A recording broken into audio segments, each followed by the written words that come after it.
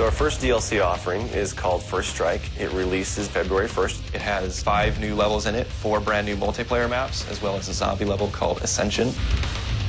Kowloon is inspired by the single-player campaign level that was also set in Kowloon City, China, but the actual design and the layout and the geometry in the map is built from the ground up for NP. Kowloon is the only map that has zip lines, which will allow players to quickly get from point A to point B. The trade-off to that is that you're completely exposed while you're on the zip line. You can't use your weapon. It's going to get you to your location much faster, but there's also the risk that you're going to get shot.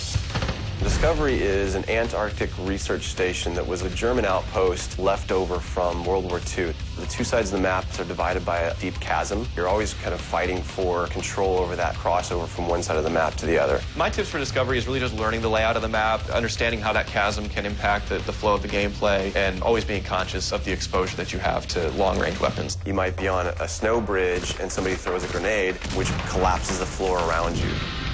Our large map is Berlin Wall. This focuses on the checkpoint Charlie area of Berlin. It puts you fighting on the 2 different sides of the wall. So you've got East Berlin versus West Berlin kind of thing going. Berlin Wall has certain attributes about it that if you use it right, you're going to have the competitive edge over your opponents. It has a lot of very long view distances. It's a really great map for snipers. There's some good high points, some good elevation there. And one of the unique aspects about Berlin Wall is that there's the no man's land in the middle. You can take the risk of going through no man's land to get a faster route, but there's a good chance you're going to get mowed down by the auto turrets.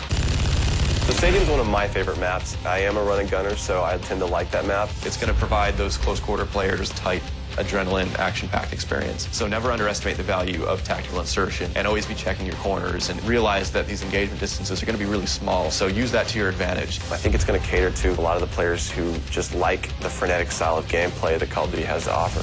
One of the big agendas with this map pack is we wanted to listen to the feedback that people have been giving about all the maps they've been playing with the release of the game. They want more verticality, more sniper opportunities. They really love the interactivity that we did. These are components that we wanted to bring back in a pretty big way in the first DLC offering. First Strike is going to be available February 1st for 1,200 Microsoft points, and it'll be available on Xbox 360 first.